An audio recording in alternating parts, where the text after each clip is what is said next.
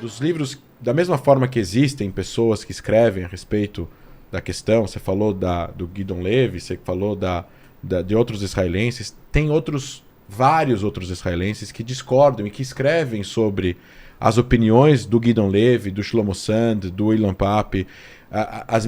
Sabe, o Ilan Pappé escreveu um artigo num jornal egípcio nos anos 2000 falando que a maior parte dos acadêmicos israelenses apoiam a transferência forçada dos palestinos e dos árabes israelenses para fora de Israel. Isso é mentira, nunca aconteceu nenhuma pesquisa dessa forma. Isso está escrito no livro do Ben Dror Emini, Indústria de Mentiras, que ele faz um capítulo inteiro mostrando todas as coisas que o Ilan Pappé mentiu, omitiu, inventou para poder ganhar espaços e conquistar corações e mentes a respeito de uma coisa ideológica que ele tem, que não sei o que é, mas assim, ele escreveu um artigo no maior jornal egípcio inventando que os acadêmicos israelenses são a favor da expulsão dos árabes israelenses. Isso nunca, Nasser, nunca aconteceu. Nenhum historiador israelense, em sua consciência, pode te mostrar nada parecido com isso. Ele inventou. O Ilan Pappé recebeu a ligação do Ben Dror Emini na época e falou: escuta, do que você está falando? Da onde você tirou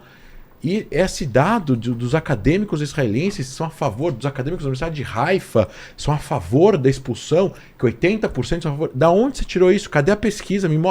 Zero. A pessoa, assim, ele simplesmente foi embora, se autoexilou, mora na Inglaterra, dá aula lá e escreveu esses livros. Então, assim, da mesma forma que tem um monte de gente fazendo acusações, e parte delas acusações sem pé nem cabeça, e tem gente que realmente que tem plataformas, tem espaços nas mídias, e literalmente por terem esses espaços e estarem nessas posições de eventuais influência, vão falar um monte de coisa, inclusive coisas que não procedem, e a pessoa e o público geral que está escutando essas pessoas não tem capacidades para ver se elas estão inventando ou se elas não estão inventando. Entendeu? E isso acontece comigo, isso acontece com você, no sentido de a gente estar, às vezes, debatendo com pessoas que vão falar coisas da gente, ou vão falar que a gente falou coisas que a gente não falou, ou vão falar que a gente acredita em coisas que a gente não acredita, ou vão colocar em campos que a gente não pertence. Não duvido que já te chamaram de terrorista, não duvido que já me chamaram de extremista israelense que quer matar os palestinos.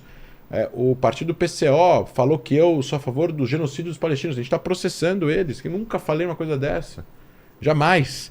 Então, assim, eu não estou fazendo orientalismo com você. Eu sou contra fazer orientalismo. Não acho que os árabes são os usual suspects. O Brasil também, a Bolívia também, a Argentina também. Eu não acho que é uma coisa específica. Ao contrário, eu acho que o Oriente Médio ele só tem a se enriquecer se existir paz entre todos e se Israel for aceito, e a Palestina também, como parte integrante e importante do mosaico que compõe o Oriente Médio no sentido cultural, religioso, culinária, música e tudo. Só tem a ganhar. Todos só tem a ganhar. O Irã vai ter a ganhar se parar com essa história com Israel e aceitar a existência de Israel. Os palestinos só têm a ganhar. O Líbano vai ter a ganhar. Todo mundo vai ter a ganhar em relação a isso, em relação a essas questões. E lugares sagrados, respeitados e tudo mais. Então, assim, eu vou voltar e coloco. Eu não acho que é apartheid, eu acho que é uma outra coisa. Da mesma forma que tem os diretores dessas organizações, existem outras tantas organizações, outros tantos estudos, outros tantos historiadores que o ouvinte pode pesquisar, que vão encontrar opiniões divergentes. E, de novo, cidadãos palestinos que têm autorização de entrar em Israel, da Cisjordânia, e são 400 mil que podem entrar em Israel. Podem entrar em Israel a qualquer hora do dia e da noite, com autorização, podem trabalhar, podem ir na mesquita, podem voltar. Aqueles que não têm autorização não podem entrar. Isso funciona também, isso funciona de uma forma muito parecida com um visto.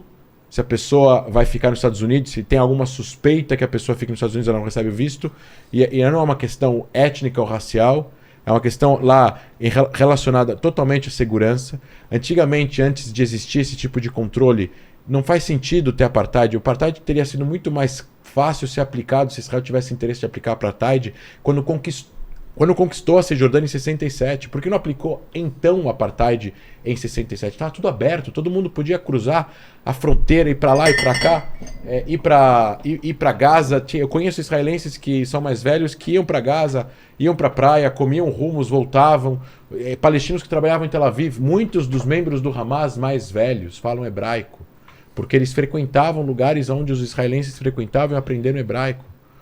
Yahya Sinwar, que é o líder do Hamas hoje em dia em Gaza, fala hebraico fluente. Ele ficou preso em Israel 20 anos, 18 anos, não porque ele matou israelenses, mas porque ele matou 25 palestinos, que ele encontrou, julgou e assassinou porque ele julgou que as pessoas estavam colaborando com Israel. E esse foi o crime dele. Ele foi preso por Israel, ficou 18 anos na prisão, descobriram um câncer no cérebro dele, foi salvo por Israel e foi solto na troca com Gilad Shalit, e hoje ele lidera o Hamas em Gaza. Então, eu acho que muito do que a gente fala, a gente tem que trazer também os exemplos. Agora teve o mês do Ramadã, 250 mil todas as sextas-feiras rezando nas mesquitas na esplanada. Os policiais que fazem a segurança da Cidade Velha especificamente, metade deles são árabes. O chefe da polícia da Cidade Velha é árabe muçulmano. Tem os juízes de cortes distritais e regionais, 1/3 são árabes. Os diretores, pelo menos parte dos grandes diretores das UTIs dos hospitais israelenses são árabes. 80% dos enfermeiros e das enfermeiras são árabes.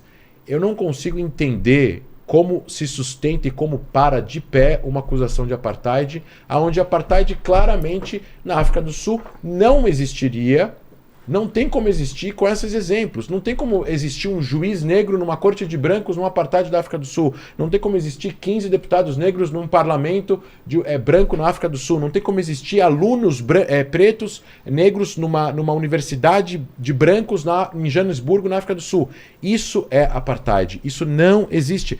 40% dos alunos da Universidade de Haifa são árabes, inclusive uns 5% são palestinos que vêm da Cisjordânia para estudar na Universidade de Haifa. A mesma coisa na Universidade de Tel Aviv, a mesma coisa na Universidade na Hebraica de Jerusalém. Existe um monte de problemas, Salem. Eu entendo que existe essa acusação da anistia. Eu acho que a anistia está errada. Humildemente, eu acho que o Human Rights Watch está errado. Inclusive, sobre o Human Rights Watch, o fundador do Human Rights Watch, que era judeu, saiu da organização há muito tempo atrás. Ele que convenceu o Ben-Dror Emini, que é um jornalista israelense, a escrever o livro por causa da visão deturpada e enviesada que o Human Rights Watch tem em relação a Israel. Ele falou, escreve um livro, eu preciso que você escreva um livro sobre isso, porque é um absurdo que essa organização se transformou. Eles sequestraram essa causa e transformaram essa causa onde Israel é o maior violador de direitos humanos no mundo. Não é. É provado, não é. Israel não é o maior violador de direitos humanos no mundo. É um dos que menos... O conflito árabe-israelense matou 120 mil pessoas em 160 anos. Na Síria morreram 500 mil pessoas em 10 anos. Em Darfur morreram quase 2 milhões de habitantes lá, do genocídio do Omar Bashir.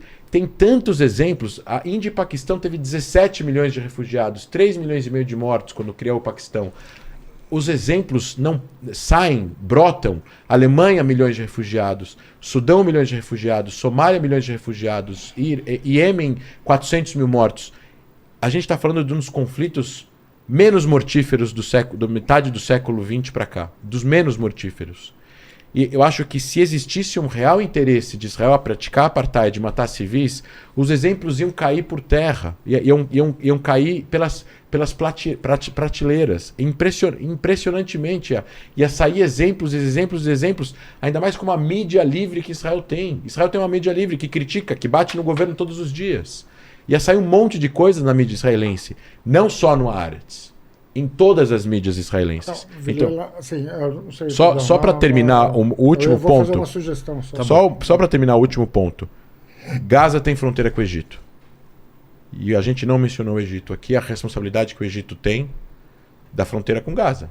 Gaza tem uma fronteira com Israel e uma fronteira com o Egito. Terrestre. Essa fronteira terrestre não está bloqueada. O bloqueio é marítimo. O que existe é um bloqueio marítimo e o espaço aéreo é controlado por Israel há muito tempo. Não existe bloqueio terrestre. 85 mil caminhões por mês entram em Gaza com mantimentos. Não há uma crise humanitária na faixa de Gaza. A ONU está lá dentro.